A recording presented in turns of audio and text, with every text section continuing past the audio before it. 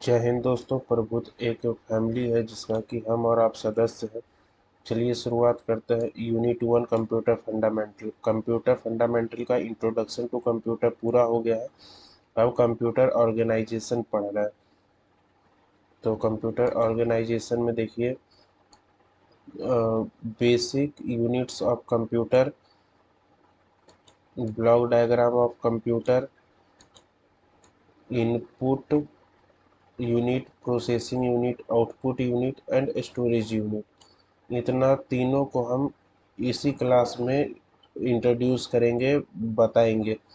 तो घबराने की कोई बात नहीं है, क्योंकि ये सब जो टॉपिक है ये एक दूसरे से लिंक है। इसको अलग अलग करके पढ़ाने से कोई विशेष फायदा नहीं होगा। इसको एक सीक्वेंस में ही निकाल देंगे तो वो ज़्यादा बेटर रहेगा। निकाल देंगे मतलब कि एक सीक्वेंस में ही दिमाग में डाल देंगे। तो चलिए शुरुआत करते हैं यहाँ से। Basic units of computer. देखिए, बेसिक यूनिट्स ऑफ कंप्यूटर है, तो इसी पार्ट को यहाँ लिए है क्योंकि ये पहला है, तो इसीलिए यहाँ पहले इसी से उद्घाटन करते हैं। देखिए, basic units of computer. Basic units of computer क्या है? कंप्यूटर का मेन इकाई क्या है? इनपुट यूनिट है, आउटपुट यूनिट है, मेमोरी यूनिट है, कंट्रोल यूनिट है एंड अरिथमेटिक लॉजिकल यूनिट है। इसके बारे में लोग नहीं समझते हैं, इसके बारे में और इसके बारे में। देखिए, अरिथमेटिक लॉजिकल यूनिट वो है जिसमें कि आप simple mathematics, multiplication, division, subtraction और कुछ लॉजिकल बेस जैसे और हो गया, एंड हो गया, ये दो गो गेट होता है। तो ये सब पे बेस्ड जो लॉजिक रहता है तो उस पे आप काम करते हैं, तो वो ALU से ही कंट्रोल होता है। और देखिए, सबके फादर तो कंट्रोल यूनिट ही है। अब सबके फादर कंट्रोल यूनिट कैसे हैं तो ये आगे डिस्कस करते हैं। अब देखिए, इनपुट यूनिट। अब इनपुट यूनिट क्या है? जैसा कि हमने प्रीवियस लेक्चर में बताया था, इनपुट यूनिट उसको कहते हैं जिसके हेल्प से हम कंप्यूटर के अंदर डाटा डालते हैं। तो देखिए, to receive data and instruction in the form that we understood by the computer, that is keyboard and mouse. To receive data and instruction, ये डाटा और इंस्ट्रक्शन को रिसीव करवाने में मदद करता है। In the form that we understood by the computer, ऐसा form है जिसके माध्यम से कि हम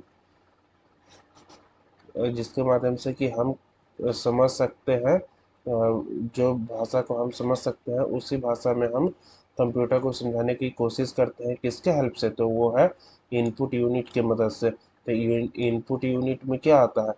तो वो बेसिकली आता तो बहुत है, लेकिन कीबोर्ड एंड माउस ऐसा एग्जाम्पल है जिसको कि आप चाह करके भी भुला नहीं सकते, क्योंकि इसके बिना ना तो आप कुछ कर पाइएगा कंप्यूटर में, और ना कंप्यूटर आपका कुछ सर्विस, आपका सेवा कर सकता है, आपको कुछ सर्विस प्रोवाइड कर सकता है इसके अलावा। अब देखिए, माउस के बिना काम चल सकता है, लेकिन माउस के बगैर आप सॉफ्टली काम नहीं कर सकते, थोड़ा प्रॉब्लम आएगी। देखिए, आउटपुट यूनिट क्या है? देखिए, to give out information via suitable device. To give out information, ये इंफॉर्मेशन देता है सूटेबल डिवाइस की मदद से। सूटेबल डिवाइस क्या है? तो देखिए, एग्जाम्पल मॉनिटर और प्रिंटर। जैसे कि मॉनिटर जो हो गया, मॉनिटर की मदद से आप उसमें फिल्म टाइप किए, जैसे आप फिल्म टाइप किए, जैसे कि आप एक गाना टाइप किए नदिया के पार, तो नदिया के पार जैसे ही आप सर्च करिएगा तो वो आपको प्रिंटर में प्रिंट करके थोड़ी देगा। आपको क्या मजा आएगा? गाना को प्रिंट कर देगा तो आप पढ़ सकते हैं बाद में। अब आपको गाना सुनना है, गाना देखना है, गाना का फील लेना है, तो आपको मॉनिटर पे ही ना दिखाएगा वो। तब आपको मजा आएगा गाना सुनने में भी, देखने में भी। तो उसका सूटेबल डिवाइस मॉनिटर है। और फिर देखिए, आप खूब बढ़िया सा कुछ प्रिंट किए, ताजमहल का फोटो प्रिंट किए, तो उसको आप पहले मॉनिटर पे देखिएगा, आपको पसंद आ जाएगा तो आप उसको रखना चाहिएगा घर पे अपना। तो घर पे आप रखना चाहिएगा तो आपको प्रिंटर का ज़रूरत पड़ेगा। मॉनिटर को आप थोड़ी दीवार पे टांग सकते हैं, जैसे बैटरी ख़त्म होगा लैपटॉप का या फिर जैसे ही लाइट कटेगा मॉनिटर ऑफ हो जाएगा, लेकिन प्रिंटर से निकाला हुआ प्रिंट तो हमेशा एक ही जैसा रहेगा। तो देखिए, इसके लिए सूटेबल आपको प्रिंटर चाहिए, कुछ हार्ड में चाहिए, हार्ड कॉपी चाहिए तो आपको प्रिंटर उसके लिए सूटेबल डिवाइस है। तो आई होप कि आप मॉनिटर और प्रिंटर समझ गए होंगे। अब देखिए memory unit, to store to store data instruction and information that is primary memory देखिए, to store data instruction and information that is primary memory.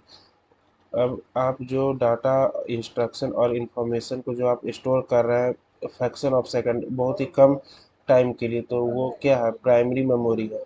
अब प्राइमरी मेमोरी में बेसिकली क्या आता है, रैम रोम आता है, रैंडम एक्सेस मेमोरी और read only memory. और देखिए सेकेंडरी मेमोरी में क्या आता है, सेकेंडरी मेमोरी में हार्ड ड्राइव, CD ETC, तो फ्लॉपी डिस्क भी आता है, तो इसलिए यहाँ ETC लगा दिए। ये सेकेंडरी मेमोरी जो है CD ड्राइव और हार्ड ड्राइव में आप ज़्यादा से ज़्यादा स्टोरेज कर सकते हैं, बहुत दिनों के लिए स्टोरेज कर सकते हैं। देखते नहीं है दोस्तों, आप लोग शादी करते हैं 2010 में, आप उसका वीडियो बना करके रख लेते हैं CD में, पेन ड्राइव में, हार्ड ड्राइव में, फ्लॉपी डिस्क में। तो आपका बाल बच्चा हो जाता है तब पर भी आप उसको देखते हैं, अब आप पोता पोती हो जाता है फिर भी आप देखते हैं अपनी जवानी के दिन शादी का वीडियो। तो वो सब किसके लिए किया जाता है, आपके डिज़ायर को फुलफ़िल करने के लिए। तो वो किसकी मदद से होता है, वो सेकेंडरी मेमोरी की मदद से होता है। ऐसा थोड़ी है कि आपके शादी का कार्ड जो प्रिंट हुआ या फिर जितने लोग आए, जितना आपका शादी में जितना भी फंक्शन हुआ वो सारा रैम और रोम में स्टोर किया जा सकता है, ये हो ही नहीं सकता है। क्योंकि ये फ्रैक्शन ऑफ सेकंड के लिए होता है और ये परमानेंटली हो जाता है काफ़ी दिनों तक। जैसे हार्ड ड्राइव वाला को आप CD में करवा सकते हैं, CD को आप पेन ड्राइव में चेंज करवा सकते हैं। तो ये सब ट्रांसफॉर्मेशन चलते रहता है। उसके बाद देखिए कंट्रोल यूनिट क्या होता है, it controls entire operations of computer. ये कंप्यूटर के इंटायर ऑपरेशन को कंट्रोल करता है, कंप्यूटर में कुछ भी होगा जिम्मेदारी कंट्रोल यूनिट की ही होती है, इसीलिए ये फादर ऑफ एवरीथिंग है, कंप्यूटर का फादर यही है, मतलब कंप्यूटर का गार्जियन यही है, कंप्यूटर के अंदर कुछ भी होगा कंट्रोल यूनिट ही जिम्मेदार है। अब देखिए, it actually control sections of computer, it actually control section of computer, ये CPU control section of CPU, it actually controls, ये क्या करता है रियल में, ये कंट्रोल करता है CPU के सेक्शन को, CPU का एक खंड, एक पार्ट को ये कंट्रोल करता है। जैसे कि आप लोगों को पता ही है, क्योंकि सेंट्रल प्रोसेसिंग यूनिट इसका फुल फॉर्म होता है, और हम लोग बचपन से ही पढ़ते आते हैं कि CPU is the brain of computer, और कंट्रोल यूनिट इसी का एक पार्ट को कंट्रोल करता है। तो सोचिए, CPU के अंदर मदरबोर्ड होता है, CU होता है, कंट्रोल यूनिट होता है, पंखा भी होता है, बहुत तरह के ट्रांजिस्टर होते हैं। तो सोचिए, ये कंट्रोल यूनिट उसके एक पार्ट को कंट्रोल करता है। अब उस पार्ट का इम्पोर्टेंस क्या है, तो यहाँ देखिए, which act as brain of computer, वो जिस सेक्टर को कंट्रोल करता है वो उसके कारण ये ब्रेन ऑफ द कंप्यूटर कहलाने लगता है। अब सोचिए, उतना बड़ा CPU के अंदर एक छोटा सा पार्ट को कंट्रोल यूनिट कंट्रोल करता है, और वो इतना इम्पोर्टेंट पार्ट है जिसके कारण कि कंट्रोल यूनिट फादर फादर नहीं, ब्रेन ऑफ ए कंप्यूटर कहलाने लगता है।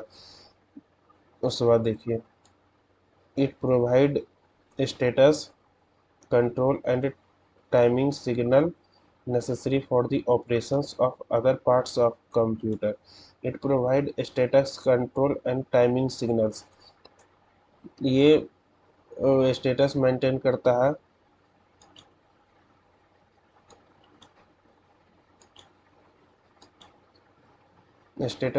करता है, timing signals necessary for operations of the other part of computer, CPU computer computer में जितने भी कार्य होते हैं वो सीपीयू के ही मदद से होते हैं, सीपीयू के ही देख रेख में होता है।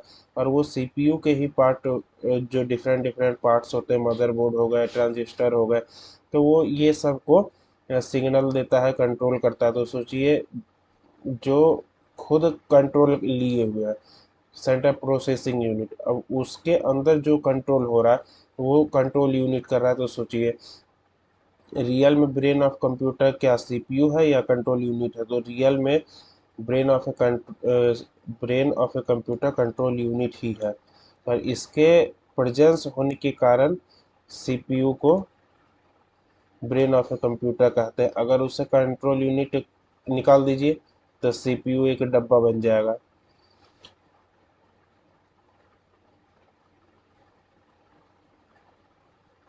के बाद देखिए अरिथमेटिक लॉजिकल यूनिट।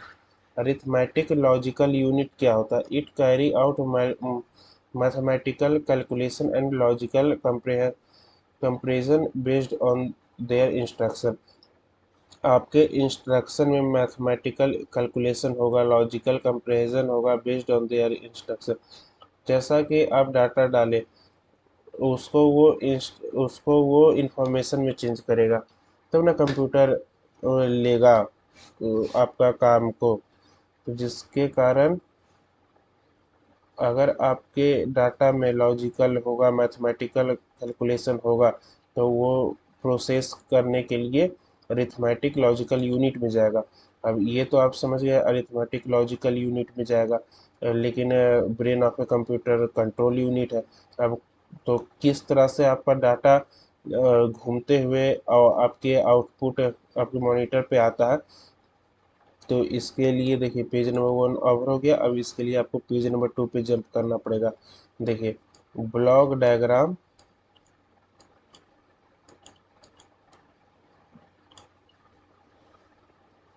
ये block diagram of a computer. अब block diagram of a computer क्या कहता है? ब्लॉक डायग्राम ऑफ कंप्यूटर कहता है कि आपने इनपुट इनपुट यूनिट से इनपुट में केवल माउस और कीबोर्ड ही नहीं आता है, और भी सब आते हैं। तो आपने इनपुट यूनिट से इनपुट डाला तो वो कंट्रोल यूनिट में गया, फिर कंट्रोल यूनिट होते हुए ही आउटपुट में आया। लेकिन कंट्रोल यूनिट के अंदर देखिए अब क्या क्या खेला है। कंट्रोल यूनिट से ऑक्सिलरी स्टोरेज में आता है। एक मिनट यहाँ।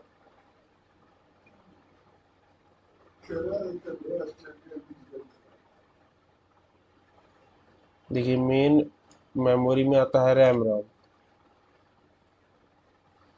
तो ऑक्सिलरी में आता है सीडी, फ्लॉपी डिस्क। हमको यहाँ पर हल्का सा कंफ्यूजन हो गया था मेन मेमोरी और ऑक्सिलरी स्टोरेज में। ऑक्सिलरी का मतलब होता है सहायक, और मेन में हो गया रैम रोम, और ऑक्सिलरी जो सहायक होते हैं वो हो गए सीडी ड्राइव हो गया, हार्डवेयर ड्राइव हो गया, फ्लॉपी डिस्क हो गया, सीडी हो गया। सीडी कहाँ चलेगा? सीडी ड्राइव में। फ्लॉपी डिस्क, और फिर hard hard drive, hard disk के लिए हार्ड ड्राइव। तो हार्ड डिस्क जो हो गया वो सब हो गया ऑक्सिलरी स्टोरेज। वो स्टोरेज को बढ़ा देता है, परमानेंट कर देता है। वहाँ देखिए, कंट्रोल यूनिट ऑक्सिलरी स्टोरेज में आया। अगर आप चिप मोबाइल में लगाए हुए हैं, फ्लॉपी डिस्क लगाए हुए हैं, तो वह कंट्रोल यूनिट से मेन मेमोरी में जाएगा, जो कि रैम और रोम होता है। फिर मेन मेमोरी से रैम रोम से अरिथमेटिक लॉजिकल यूनिट में जाएगा, फिर वहाँ से कैलकुलेशन होके फिर वो मेन मेमोरी में आएगा, और फिर मेन मेमोरी से होते हुए फिर आउटपुट में जाएगा। मेन मेमोरी हल्का कुछ देर के लिए वो याद रखता है, आपका रिजल्ट को सेव करके रखता है, अपने निगरानी में रखता है, फिर वो आउटपुट देगा आपको। तो आई होप दोस्तों कि आप समझ गए होंगे। चलिए एक बार रिपीट करिए। इनपुट आप डाले, कंट्रोल यूनिट गया, कंट्रोल यूनिट के बाद वो मेन मेमोरी में आया, फिर मेन मेमोरी से एएलयू गया, फिर एएलयू से फिर मेन मेमोरी में आया, और फिर मेन मेमोरी से फिर ऑक्सिलरी स्टोरेज में गया, ऑक्सिलरी स्टोरेज से फिर मेन मेमोरी में गया। फिर उसके बाद फिर आउटपुट हुआ। और देखिए आप कहिएगा दोस्तों कि ये वाला छोड़ दिए, कंट्रोल यूनिट से ऑक्सिलरी स्टोरेज। देखिए ये भी होता है, लेकिन जब आप लगाइएगा ना एक्स्ट्रा स्टोरेज तब बहुत बार तो नहीं लगाते हैं, तब पर भी तो वो जाता है, तो वो कंप्यूटर और लैपटॉप के अंदर वो स्टोरेज होता है। तो आई होप दोस्तों कि आपने ब्लॉक डायग्राम समझ गया होगा। अब ब्लॉक डायग्राम को समझ ही जाइए और याद कर लीजिए इसको। इनपुट से कंट्रोल यूनिट गया, कंट्रोल यूनिट से मेन मेमोरी गया, मेन मेमोरी से एएलयू गया, एएलयू से फिर मेन मेमोरी में आया, मेन मेमोरी के बाद ऑक्सिलरी स्टोरेज अगर हुआ तो ऑक्सिलरी स्टोरेज में गया, फिर वो मेन मेमोरी में आया, फिर वो आउटपुट हुआ। लेकिन ऑक्सिलरी स्टोरेज इसलिए ना बाहर है, देखिए यहाँ पर ये बॉक्स बना हुआ है और इस बॉक्स के बाहर ऑक्सिलरी स्टोरेज है। क्यों? क्योंकि ऑक्सिलरी स्टोरेज आप पे डिपेंड करता है कि आप उसको लगाए हैं कि नहीं लगाए हैं। तो आई होप दोस्तों कि आपने ये समझ गया होगा। अब देखिए what is the importance of computer block diagram. Computer block diagram का इम्पोर्टेंस क्या है? Block diagram gives us better understanding of A systems functions and help create interconnections with in it.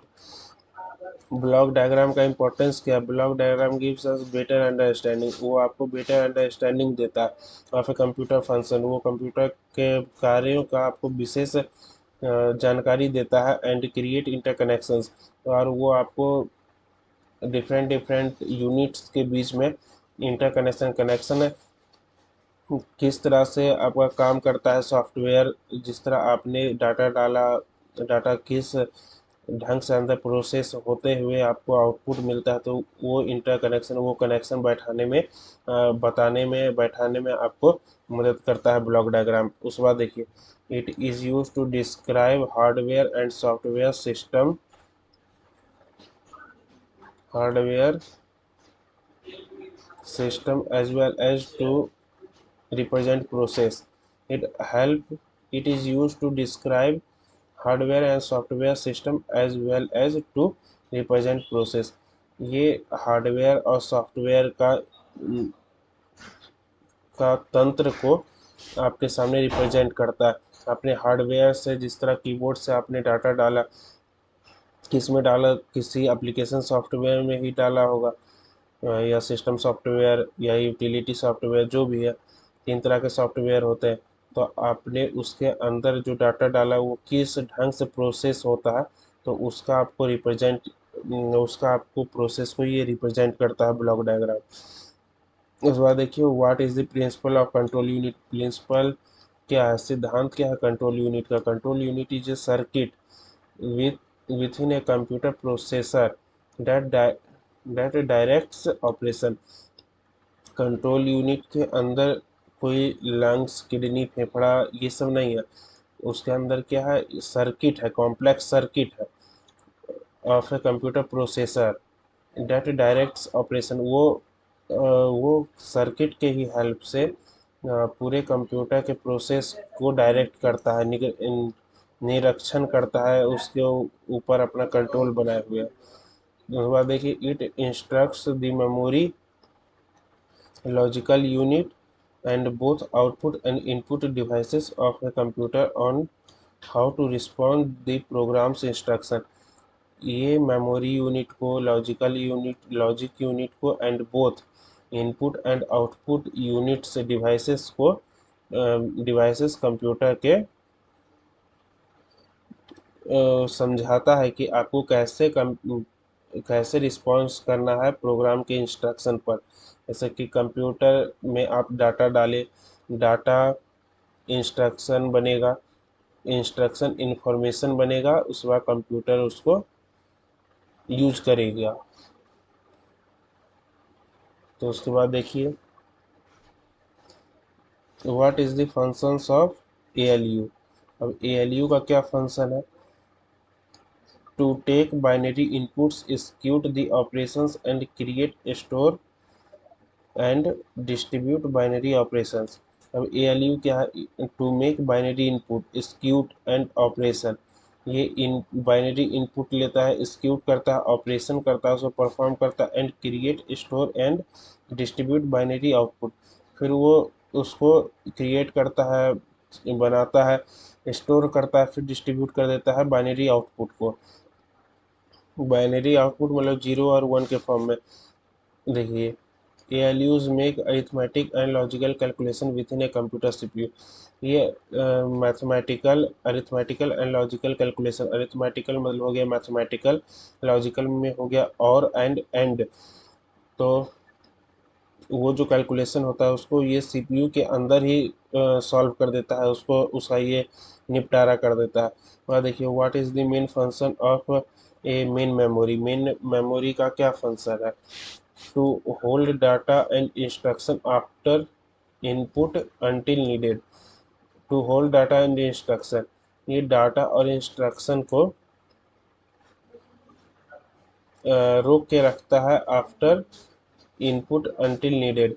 और जब तक कि आप इसका डिमांड नहीं करते हैं, जब तक ये आपको दे नहीं देता है आउटपुट बार, तब तक ये होल्ड करके रखता है। इस also hold information awaiting output.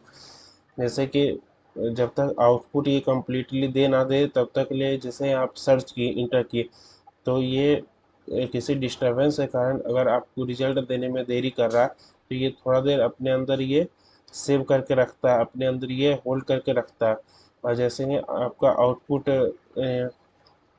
का टाइम हो गया, जैसे ही आपका प्रोसीजर कंप्लीट हो गया, ये तुरंत आपको दे देता है रिजल्ट। उसके बाद example example RAM and ROM, read only memory and random access memory. Random access memory and read only memory. अब देखिए, what is the importance of secondary storage.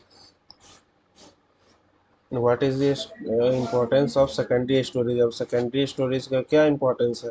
Auxiliary और secondary storage use to store large amount of data permanently, that is hard drive, CD, ETC। Floppy disk भी होता है, इसलिए यहाँ ETC लगा दिए।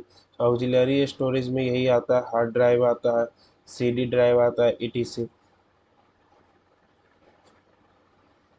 ये परमानेंटली होता है। शादी का जो भी फंक्शन सब होता है उस सबको आप CD में भरवाते हैं। अब तो ये नहीं देखने को उतना मिलता है, आप उसको CD में भरवाते हैं। अब तो CD भी बहुत कम हो गया, अब आप डायरेक्ट उसको पेन ड्राइव या मोबाइल के चिप में ही भरवा लेते हैं, चेंज करवा लेते हैं। क्यों? क्योंकि वो परमानेंटली आपका याद बन जाता है, आप उसको जब मन तब आप उसको देख सकते हैं सभी के साथ, अपने दोस्त यार फैमिली मेम्बर के साथ। तो वो याद बन जाए, इसी के लिए आप ऑक्सिलरी सेकेंडरी स्टोरेज में आप उसको पुट करवाते हैं। इस बार देखिए, इसी के लिए इतना पढ़ते पढ़ते पढ़ाते पेज नंबर 2 भी कंप्लीट हो गया। Now jump on page number 3, that is input unit, processing unit, output unit and storage unit. अब देखिए, इनपुट यूनिट क्या है, इसका एग्जाम्पल देखिए। ये 5 मोस्ट इम्पोर्टेंट है जिसका कि आप लोगों ने कभी ना कभी यूज किया ही होगा, और जिसमें ये दो गो तो आप कभी भूल ही नहीं सकते हैं। उसके बाद देखिए, जॉयस्टिक, गेम खेलने में जॉयस्टिक का यूज होता है। हमारे ज़माने में जब गेम खेला जाता था तो जॉयस्टिक का यूज किया जाता था। आजकल लोग रजाई के अंदर घुस के PUBG खेलते हैं और मोबाइल की स्क्रीन से ही काम चला लेते हैं, क्योंकि अल्टीमेट ज़माना एडवांस हुआ है, तो स्क्रीन टच मोबाइल आ गया है, तो जिससे कारण स्क्रीन ही उसका जॉयस्टिक भी बन जा रहा है।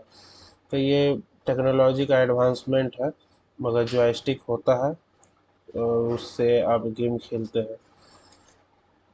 बेसिकली गेम खेलने में ये मदद करता है, लेकिन और भी कामों में ये मदद करता है। और उसके बाद देखिए, स्कैनर, आप कहीं गए फॉर्म भरवाने के लिए, तो आपका फ़ोटो को वो ले लेगा, फ़ोटो और सिग्नेचर को वो फ़ोटो स्टेट करने वाला मशीन में ले लेता होगा या फिर प्रिंटर में ले लेता होगा, और फिर वहाँ से आपका वो अपने लैपटॉप या कंप्यूटर के स्क्रीन पे आपका फ़ोटो और सिग्नेचर को ले आता है। वह कुछ रिसाइज कर देता है, जितना डिमांड रहता है उतना में वो आपका फ़ोटो और सिग्नेचर को पुट कर देता है, आपका फॉर्म भर देता है और आपसे चार्ज ले लेता है।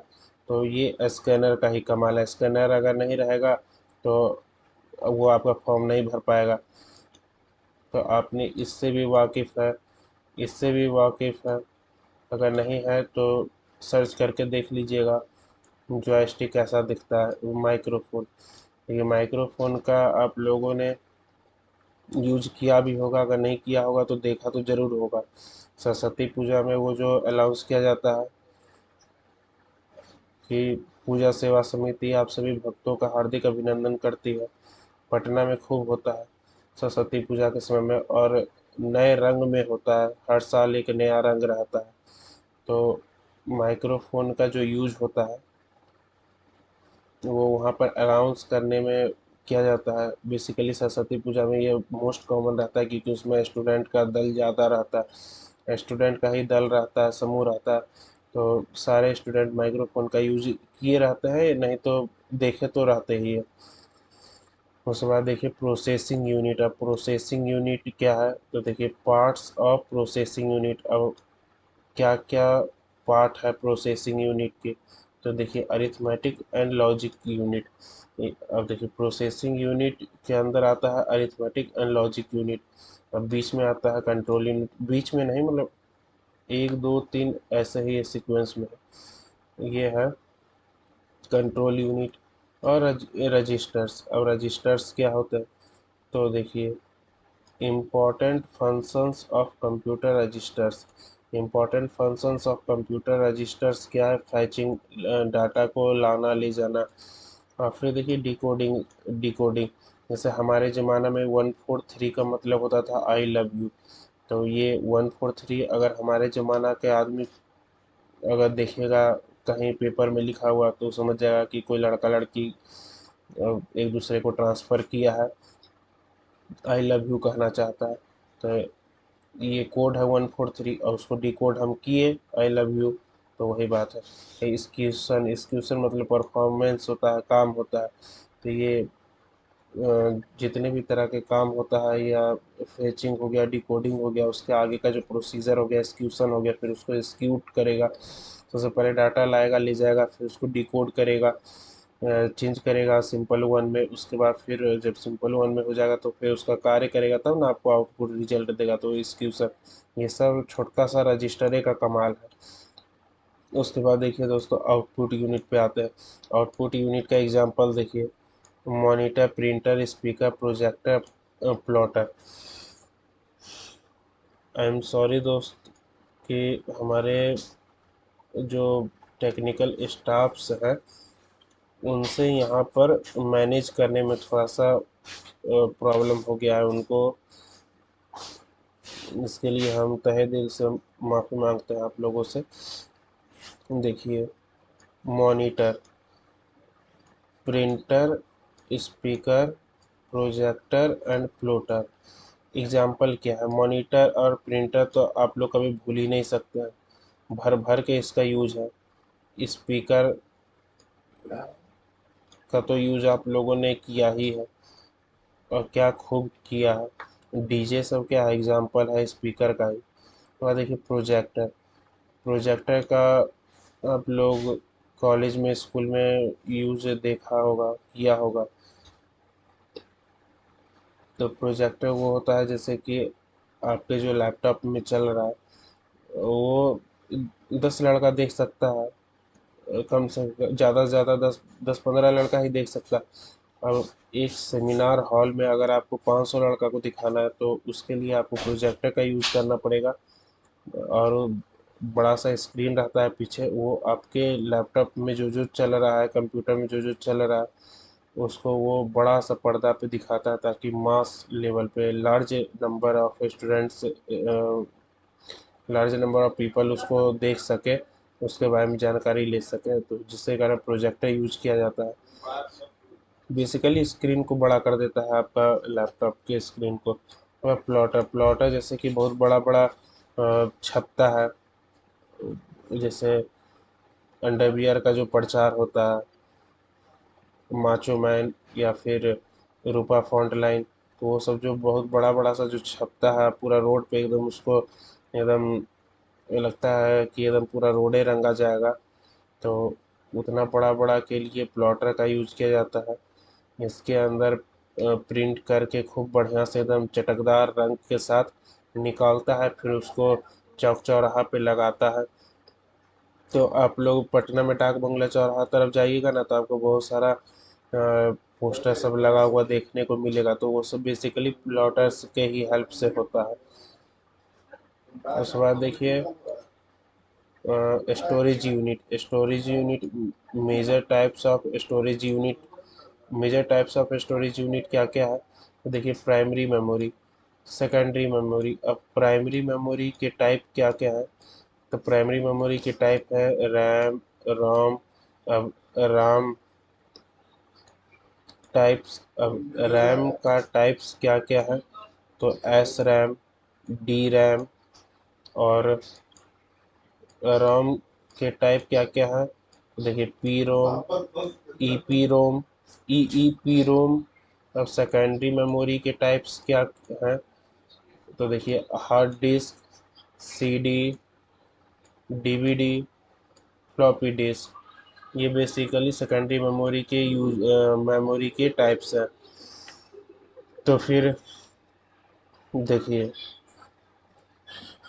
इसको रैम पढ़ेंगे, राम नहीं पढ़ेंगे। ये हालांकि राम तो सर्वत्र है, सब जगह राम ही राम है, लेकिन इसको रैम पढ़ेंगे। और राम जी कहाँ बसते हैं, रोम में, इंडिया में, श्रीलंका में या अमेरिका में। राम जी रोम रोम में बसते हैं, ना इंडिया में बसते हैं, ना श्रीलंका में बसते हैं, ना अमेरिका में बसते हैं, ना इटली में बसते हैं। वो रोम रोम में बसते हैं।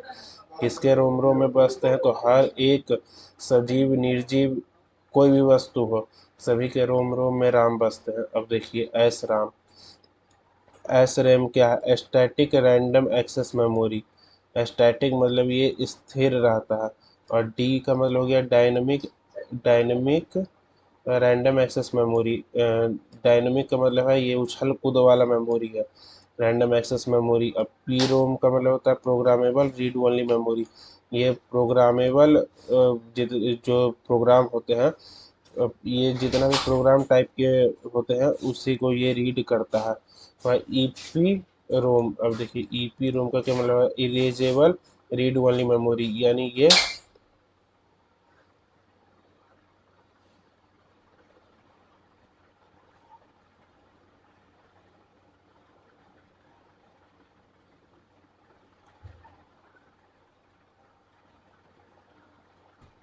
इरेजेबल,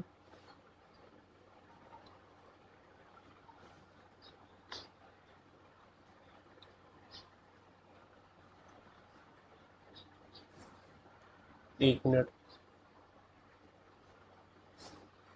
आप लोग नहीं किए थे क्या।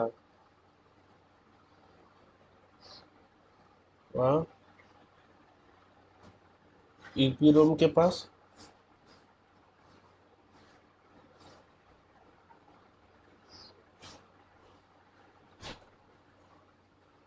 नहीं नहीं, गलती हो रहा है, थोड़ा सुधारिए उसको, नहीं तो एक्शन लिया जाएगा फिर। देखिए दोस्त, ईपी रोम के पास देखिए टेक्निकल इशू हो गया, तो अभी हमने उनको थोड़ा सा